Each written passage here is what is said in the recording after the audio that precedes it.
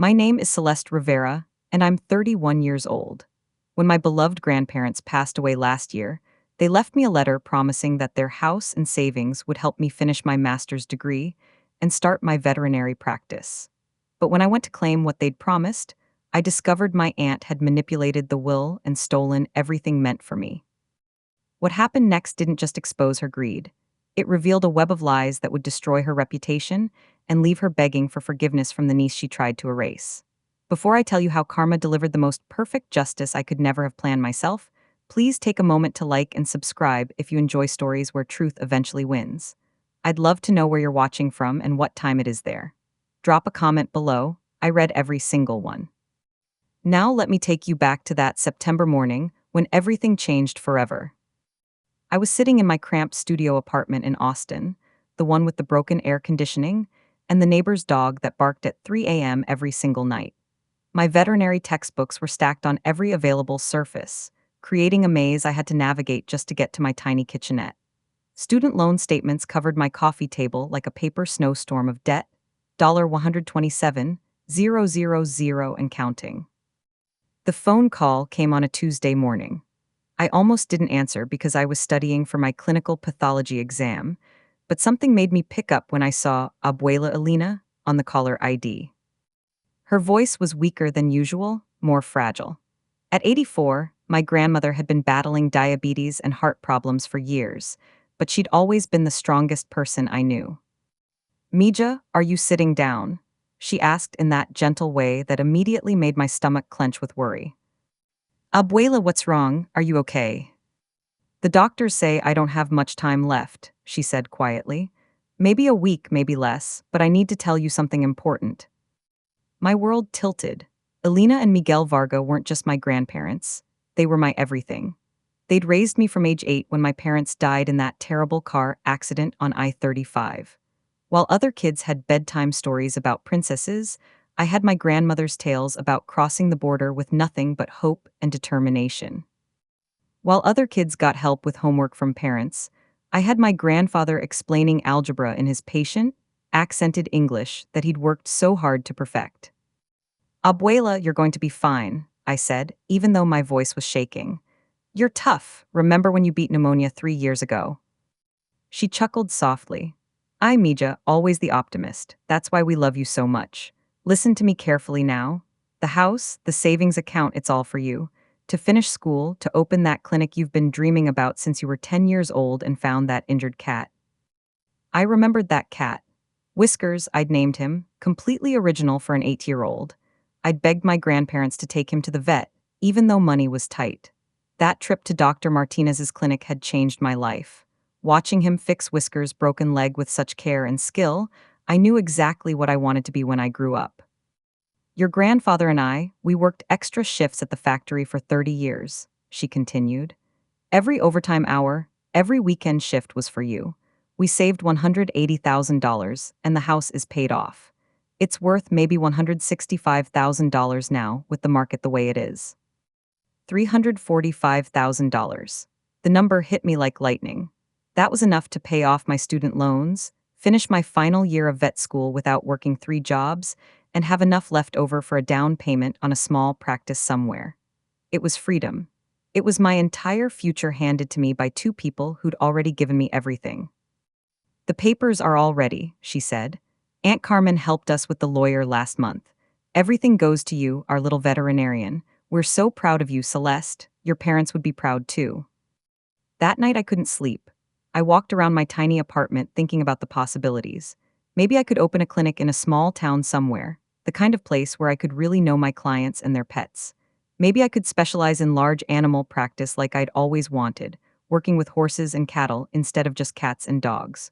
For the first time in years, my future felt limitless instead of constrained by debt and financial stress. I called my grandmother back the next morning to thank her again, but she was too weak to talk much. Aunt Carmen answered instead. "She's sleeping, Mija," Carmen said in that sweet voice she always used with me.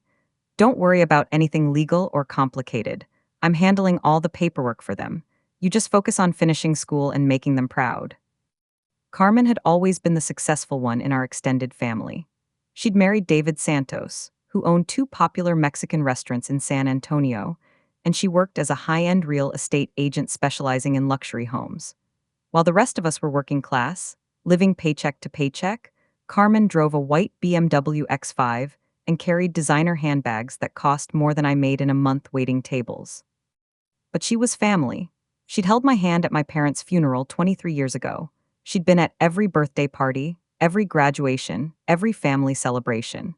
When my grandparents started having health issues, Carmen had stepped up to help them with their finances and legal affairs. She'd driven them to doctor appointments, helped them organize their important papers, and made sure they had good legal representation. I trusted her completely. My grandmother passed away on a Thursday evening, 3 days after our last conversation. I was holding her hand when it happened, my grandfather already gone 6 months earlier from a massive heart attack. She squeezed my fingers once and whispered, "You're going to be a wonderful veterinarian, Mija. Help the animals like you helped Whiskers." Those were her last words. The funeral was beautiful but heartbreaking. Our small Catholic church was packed with people whose lives Alina and Miguel had touched.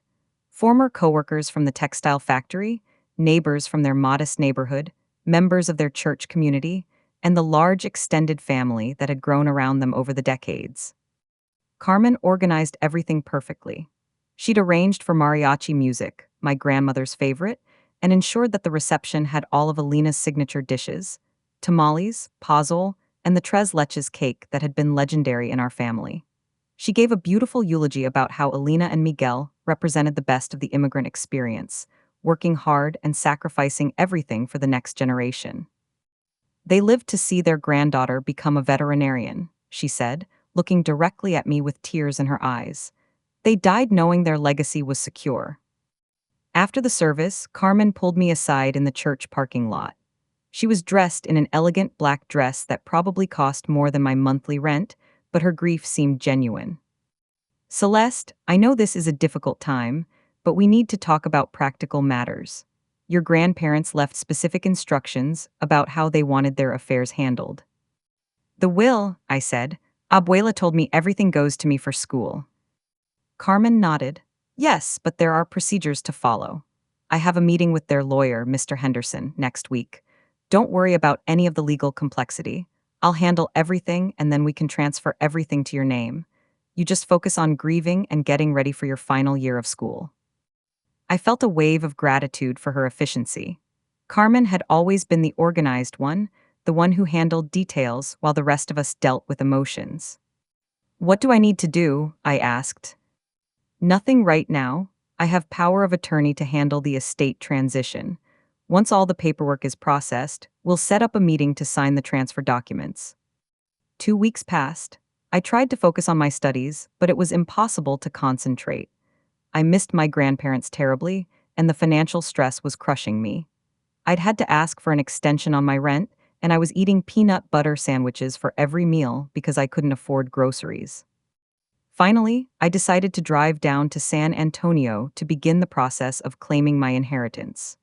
I had my acceptance letter for my final year of vet school, a detailed business plan for my future clinic, and a heart full of hope. The law office was in a professional building downtown, the kind of place that screamed expensive legal fees. Mr. Henderson was a thin, elderly man with kind eyes behind wire-rimmed glasses. His office walls were covered with diplomas and family photos, giving it a warm, trustworthy feel.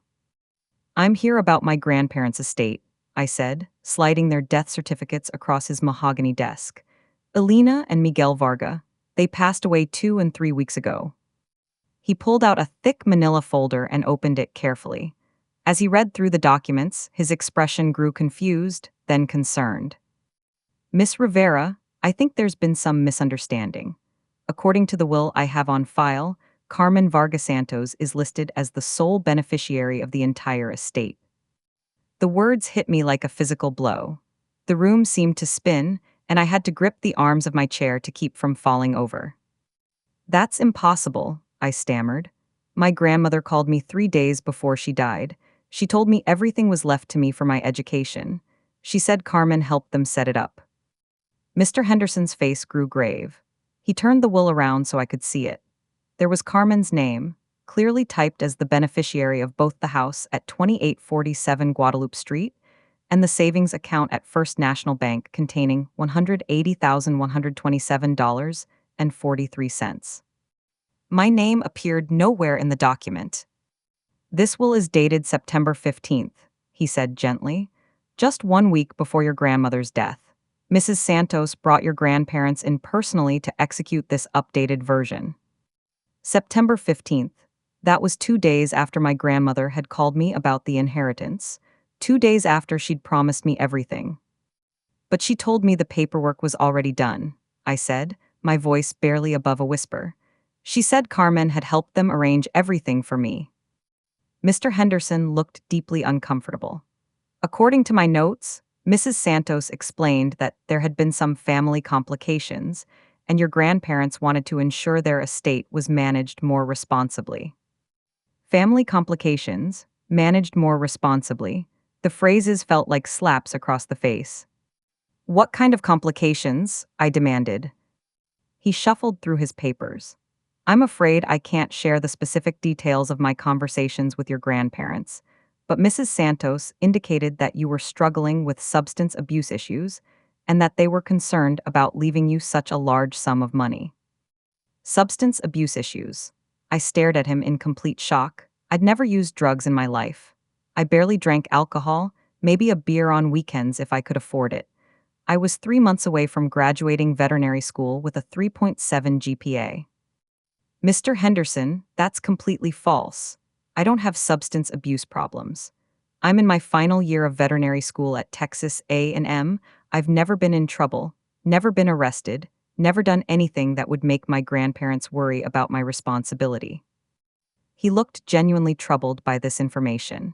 Miss Rivera, I can only work with the information provided to me by my clients, if there were misrepresentations made. Can we contest the will? It's possible, but it would require proving that your grandparents were coerced or mentally incapacitated when they signed. That's very difficult to establish, especially when the will was executed so recently, and there are witnesses who can attest to their mental competency. I left his office in a daze, my entire future crumbling around me. The drive back to Austin was a blur of tears and disbelief. Carmen had stolen my inheritance. Not just the money, she'd stolen my dreams, my future, my grandparents' final gift to me. But worse than the theft was the betrayal. This woman I'd trusted, who'd eaten at our table for decades, who'd pretended to love me like a daughter, had manipulated my dying grandparents into believing I was a drug addict. She'd used their love for me against them, convincing them that leaving me money would be enabling my supposed addiction.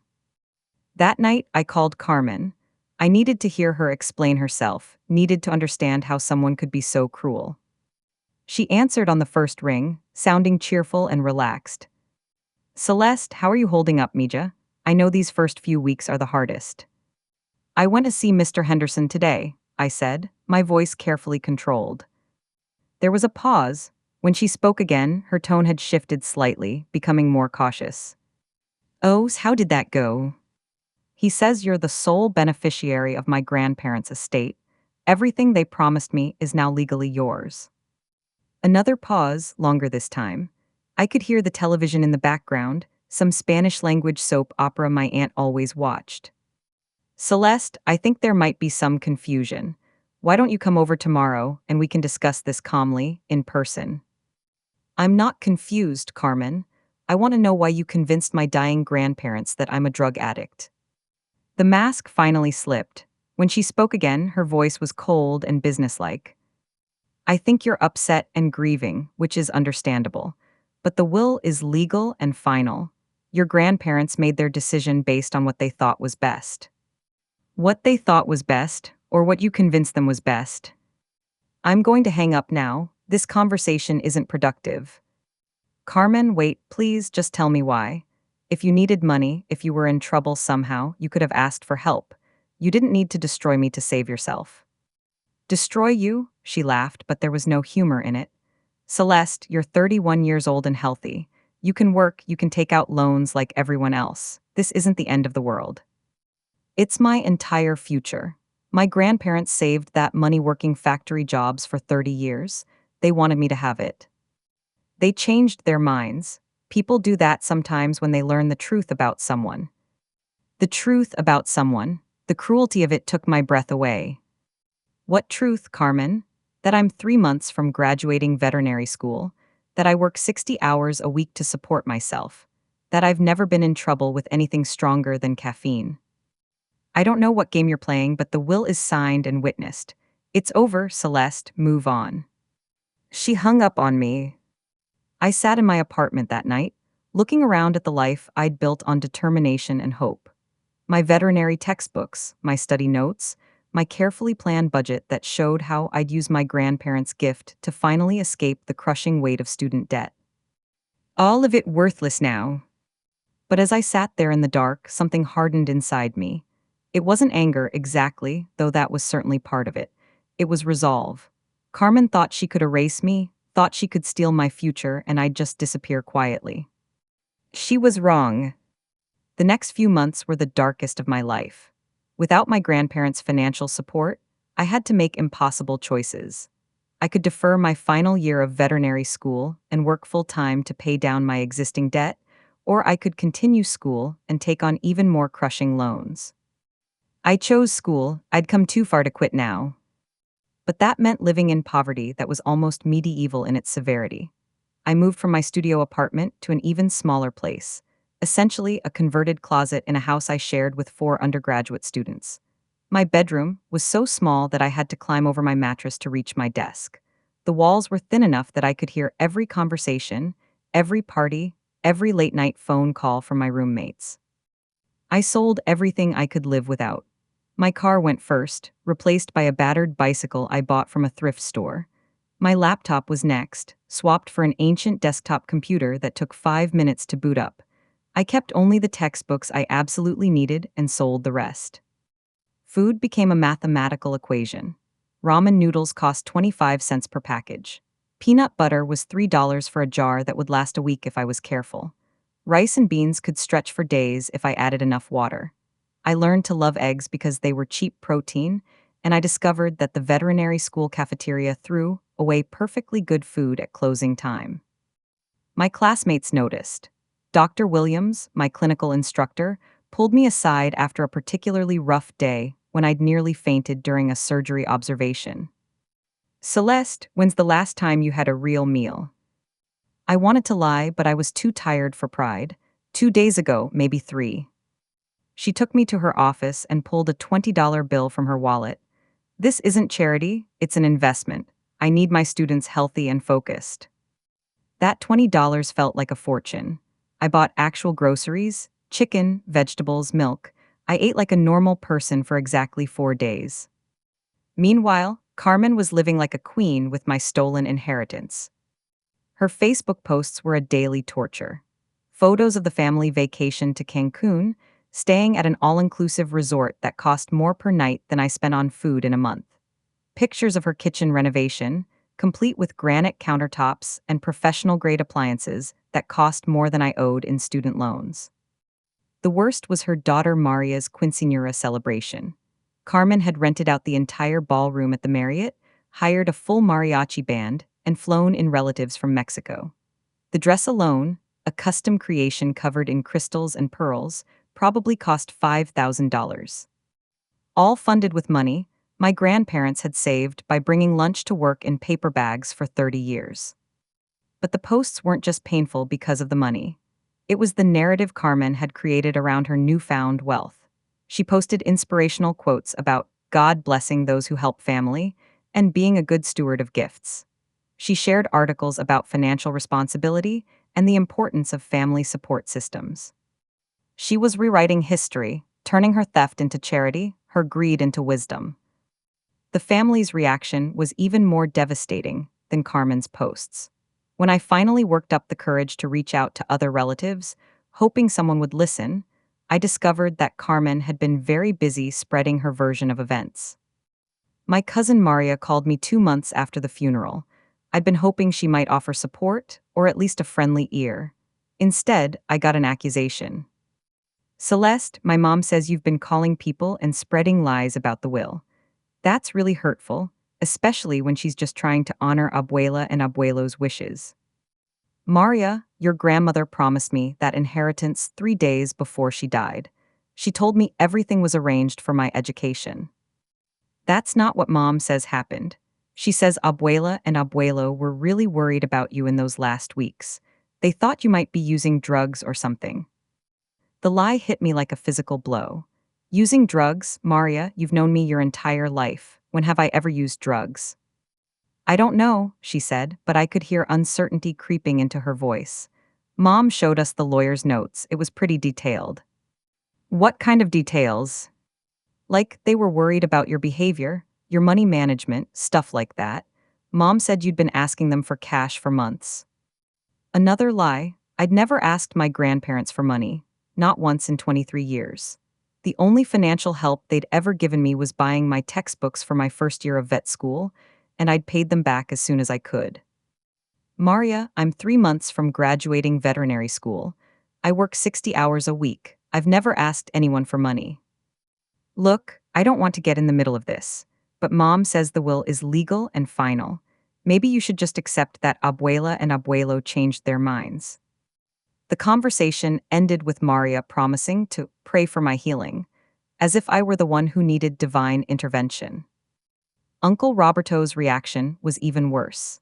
He'd been my grandfather's best friend, the two men working side by side at the textile factory for over 20 years. If anyone would remember my grandparents' true feelings about me, it would be him. I caught him after Sunday Mass at St. Augustine's, the same church where my grandparents had been buried just 3 months earlier. Tio, I need to talk to you about the will. His face immediately closed off. Celeste, Mija, I don't want to get involved in family disputes. This isn't a dispute. Carmen stole my inheritance and convinced my grandparents I was a drug addict. She lied to everyone. He looked around nervously, as if worried someone might overhear us talking about such scandalous family business. Carmen showed us the documents. Everything was done legally, properly. Maybe your grandparents had reasons we don't understand. What reasons? You knew them better than anyone. Did they ever say anything to you about being worried about me? He was quiet for a long moment, and I saw something flicker across his face, doubt, maybe, or memory. Well, Carmen did mention that you'd been acting strange in those last weeks. Asking for money, not taking care of yourself. Tio, that's completely false. I never asked them for money, and I saw them every weekend right up until they died. Did I look like I was on drugs? He studied my face, perhaps remembering those Sunday dinners where I'd helped my grandmother cook while telling them about my studies, my dreams of opening a clinic, my excitement about finally becoming a veterinarian. You looked thin, he said finally, maybe stressed. I looked thin because I'm a broke graduate student working 3 jobs. I looked stressed because I was worried about them being sick. But I could see I was losing him. Carmen's narrative was more comfortable than the truth. It was easier to believe that I'd fallen into addiction than to accept that Carmen had stolen from her dying relatives. Celeste, even if there were problems, what's done is done. The will is legal. Maybe this is God's way of teaching you to stand on your own feet. Stand on my own feet, as if I hadn't been doing exactly that my entire adult life. The family reunion that November was the final blow to any hope I had of salvaging my relationships with my extended family. Carmen had organized it at a fancy restaurant in the Riverwalk district, the kind of place where dinner for 20 people costs more than most families spend on groceries in a month. She was playing the part of the devoted niece perfectly, wearing a black dress that probably cost more than my monthly rent and jewelry that sparkled under the restaurant's chandelier. She'd arranged for professional photos, hired a pianist, and ordered a cake with my grandparents' photos printed on it in edible ink. Elena and Miguel would be so proud of how our family has come together in their memory, she announced during her speech, raising a glass of wine that cost more per bottle than I spent on food in a week. The other family members nodded approvingly. Here was Carmen, successful and generous, honoring their memory in style while managing their estate responsibly. I sat at the far end of the table, wearing my only decent dress and nursing a single glass of water because I couldn't afford even the cheapest item on the menu.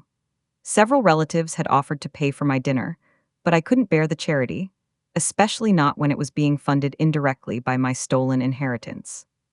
The worst moment came when Carmen announced her charitable initiative. In honor of Alina and Miguel's commitment to education, she said, dabbing at her eyes with a cloth napkin, I'm establishing the Varga Family Scholarship Fund. $1,000 annually for deserving students who demonstrate financial need and academic excellence. The table erupted in applause. Aunt Rosa actually wiped away tears. Isn't it wonderful how Carmen is helping young people achieve their dreams, just like Alina and Miguel would have wanted? $1,000. Out of the $180,000 she'd stolen from me, she was giving away less than 1% and getting praised as a saint. The first recipient, Carmen continued, her eyes meeting mine across the table, will be selected based on their commitment to overcoming personal challenges and building a stable future. The message was clear. She was positioning herself as the responsible family member, helping worthy students, while I was the cautionary tale of what happened to people who couldn't handle responsibility. I excused myself before dessert and walked home through downtown San Antonio, my feet aching in my only pair of dress shoes and my stomach rumbling with hunger. As I passed the expensive shops and restaurants, I thought about my grandparents working double shifts to save money for my education, and about Carmen spending their savings on designer handbags and luxury vacations. That night, I made a decision that would change everything. I wasn't going to fight Carmen in court. I couldn't afford a lawyer, and the legal system seemed designed to protect people like her. I wasn't going to keep begging family members to see the truth. Carmen's story was more comfortable than reality. Instead, I was going to do something that would terrify her more than any lawsuit or family confrontation. I was going to succeed without her stolen money. I was going to build the life my grandparents had dreamed of for me, and I was going to do it so spectacularly that everyone would see exactly what kind of person throws away family for money. But first, I had to survive. The decision to succeed out of spite might not be the healthiest motivation, but it was the most powerful fuel I'd ever found. Every time I wanted to quit, every time the exhaustion threatened to overwhelm me, I thought about Carmen living in luxury while telling people I was a drug-addicted failure. That image got me through the worst months of my life. I threw myself into work with an intensity that surprised everyone, including myself. My schedule became insane. Classes from 8 a.m. to 4 p.m., then my job at the emergency animal hospital from 5 p.m. to midnight, then home to study until 3 a.m. before starting over again.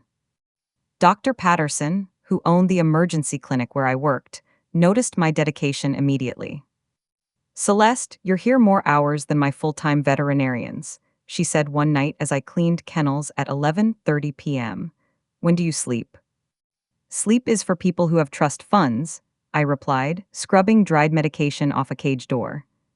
She laughed, but then her expression grew serious. Look, I've been watching you work. You have natural instincts with the animals, and you're incredibly thorough with the medical procedures. What are your plans after graduation? I'd been dreading this question because I had no good answer. Most of my classmates already had job offers lined up or were planning to join family practices. I was still figuring out how to eat next week. I'm not sure yet, I admitted.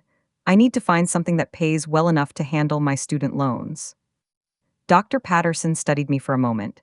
How well do you handle business responsibilities? Scheduling, inventory management, client relations. Better than I handle personal finances, apparently. She smiled at that. I've been thinking about retirement for the past few years.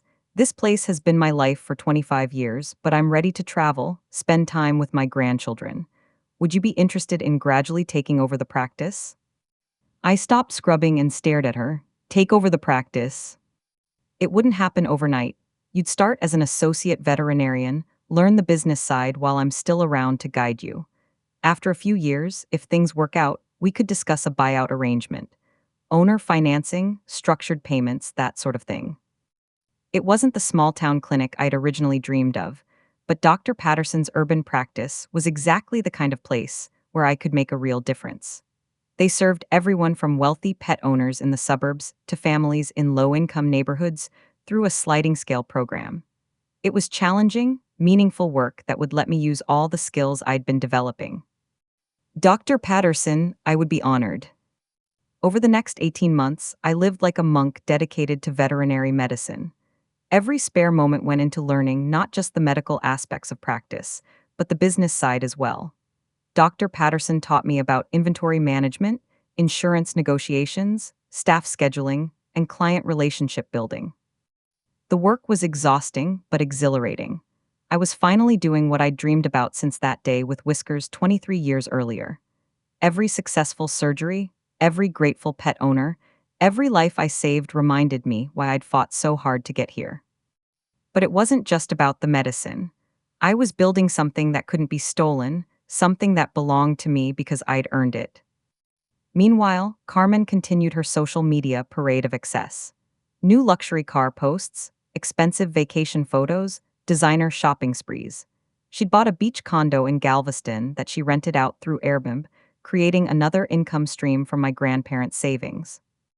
Her posts increasingly focused on themes of family responsibility and wise financial management.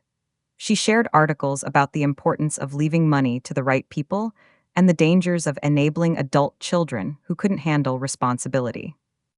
The psychological warfare was subtle but constant.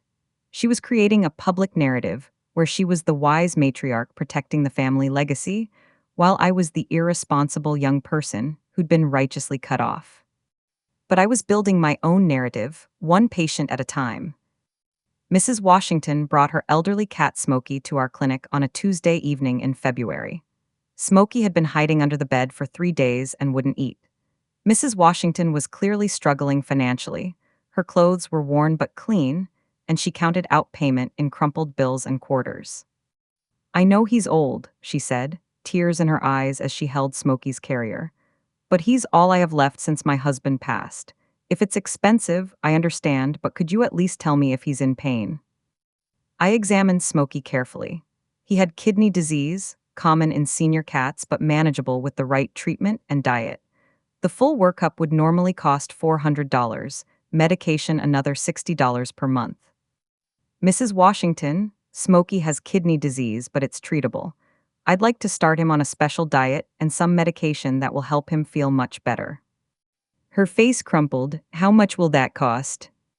I looked at this woman who clearly loved her cat as much as any family member, and I thought about my grandparents' values. They'd never had much money, but they'd never let costs stop them from doing the right thing. "Our sliding scale program covers situations like this," I said. "Smokey's treatment will cost whatever you can afford to pay." 6 months later, Mrs. Washington brought Smokey in for his regular checkup. He'd gained weight, his coat was shiny, and he was clearly thriving. She handed me a card along with her payment. Inside, she'd written, "Dr. Rivera, you saved my best friend and you saved my heart. I pray for you every night. Thank you for caring about old ladies and old cats." That card went on my office wall, right next to my veterinary degree. Stories like Mrs. Washington's spread through the community. Word-of-mouth recommendations brought in new clients, and many of them specifically asked for the young doctor who actually cares. Our client base grew by 40% in my first year as an associate.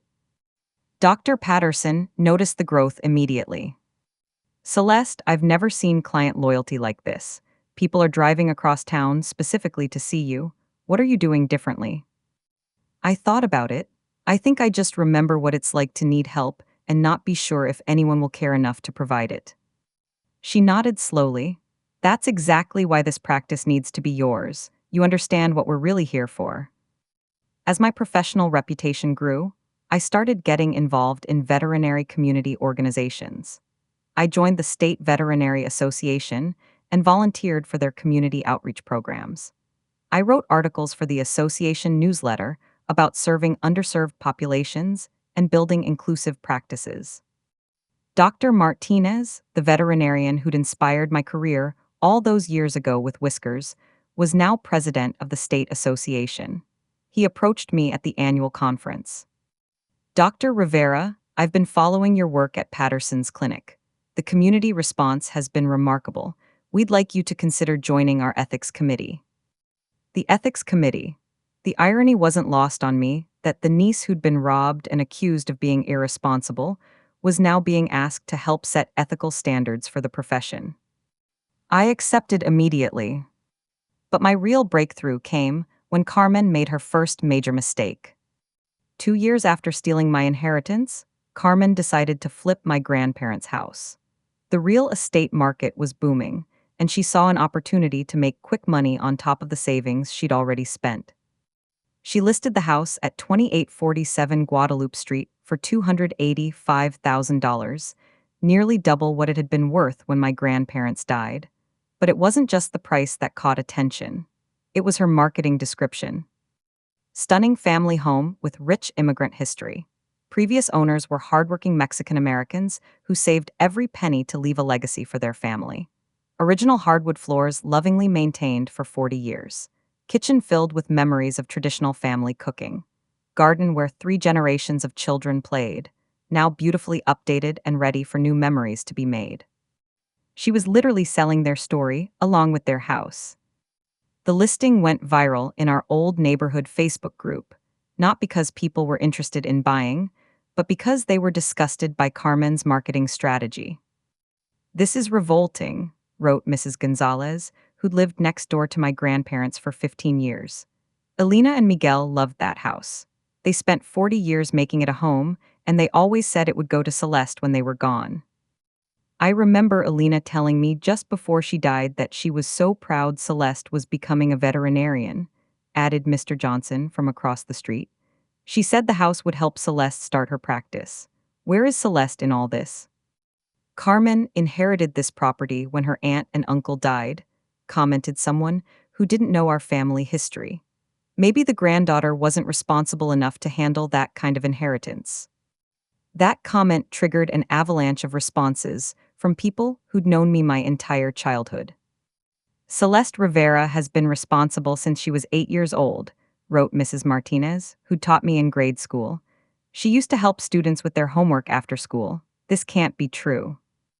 The thread exploded.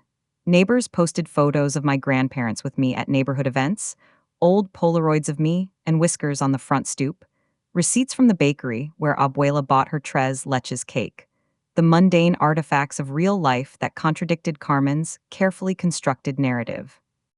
One of the comments made me stop breathing. "Does anyone remember who took care of the Varga paperwork after Miguel died? Carmen? Did she have power of attorney? That always seemed odd." It was from Mrs. Alvarez, a retired paralegal who lived 2 blocks over and had been a friend of my grandmother's for decades. Within 48 hours, our quiet neighborhood had the kind of attention normally reserved for small-town scandals. A local community journalist reached out asking for my side of the story. I told her everything, every phone call, every promise, every lie. She listened, took notes, and asked for documents I could produce. Copies of the earlier letters from Abuela, old pictures, the voicemail where Abuela had mentioned the papers being ready. I'd saved it like an idiot, thinking I might need it one day. She quoted me accurately and published a careful, compassionate piece. "Dying gift diverted, a granddaughter's fight for a promise." The article was the match. It was shared, reshared, and picked up by a larger regional news outlet. People started calling Carmen's real estate clients, asking politely at first, then with sharper questions, whether Carmen had ever discussed the Varga will. A former employee at her restaurant reached out to the journalist anonymously and said, "We always wondered where the money went when she was suddenly handing out bonuses and trips." Another neighbor dug up public records, showing a string of suspicious transfers from the Varga account to 2 newly created LLCs Carmen controlled. The social pressure did what I could not do alone. It cracked open the veneer of respectability Carmen had built. Mr. Henderson, the lawyer who'd handled the will, was contacted by a reporter and asked to clarify his notes. Under public scrutiny, he went back through his files and discovered inconsistencies in the execution of the September 15 will. Signatures had been witnessed by people who later admitted to not being present. Dates on the notarization stamp didn't match the times he recorded. When his office did a formal audit, they found a draft of a prior will, one that named me, that had been replaced without the usual independent witness statements. Mr. Henderson, mortified, referred the matter to the state bar and to the probate court. At the same time, An accountant I'd found through a community fundraiser ran a transactional analysis of the Varga savings. It showed large, unjustified withdrawals into Carmen's personal accounts and purchases, designer wardrobes, the down payment on the Galveston condo, renovations, within weeks of my grandparents' deaths. The bank flagged unusual activity and began its own inquiry. Carmen panicked. She started calling relatives, leaving frantic voicemails that were later shared with the press. She tried to backtrack publicly, posting a long, tearful explanation on Facebook claiming she meant well and did what she thought was right. But the receipts, the witnesses, and the neighborhood's memory were facts that could not be cried away. The probate court reopened the estate. The state bar opened an inquiry into Mr. Henderson's handling of the case. He resigned, apologizing publicly for not catching the red flags. Carmen was subpoenaed. Under oath, testimony from neighbors, the paralegal friend, and even Uncle Roberto, who finally admitted he'd been pressured into remaining silent because Carmen, scared everyone, began to unravel her story.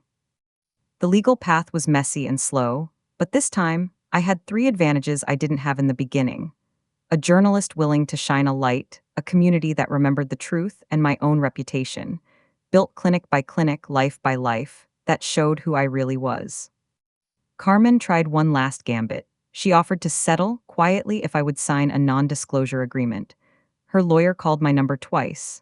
The idea that she thought bribery and silence could fix this appalled me. I refused. When the civil suit went forward, the judge ordered a forensic audit and froze several of Carmen's assets pending the outcome. Criminal prosecutors considered charges once they saw the pattern of forged signatures and fraudulent transfers. The real consequence, though, was social. Carmen's restaurant suffered when patrons boycotted after seeing the news. Her high-end real estate clients withdrew listings. The social circle that had once applauded her now avoided eye contact. In a small hearing room one humid afternoon, Carmen sat across from me. No designer dress now, no sparkling jewelry. Only a woman who had miscalculated how tightly a small town holds its memories. When the judge ruled that the contested will was invalid due to clear evidence of undue influence and forgery, the room released a sound that felt like a collective exhale. The original documents were reinstated. The house and the remaining liquid assets were returned to my grandparents, a estate to be distributed according to the prior will that named me. The bank reversed transfers and began working on restitution. Carmen pleaded guilty to charges related to fraud and undue influence. She was ordered to pay restitution, perform community service, and far smaller than what my heart wanted, she issued a public apology to me and the memory of my grandparents. The apology was hollow in places and sincere in others. I listened, and when it was over, I nodded once. Forgiveness wasn't automatic, it was a process, and I wouldn't let her confession be the only thing that closed this chapter. But the thing that surprised me most in the aftermath wasn't the court victory. It was the way our community rallied around me.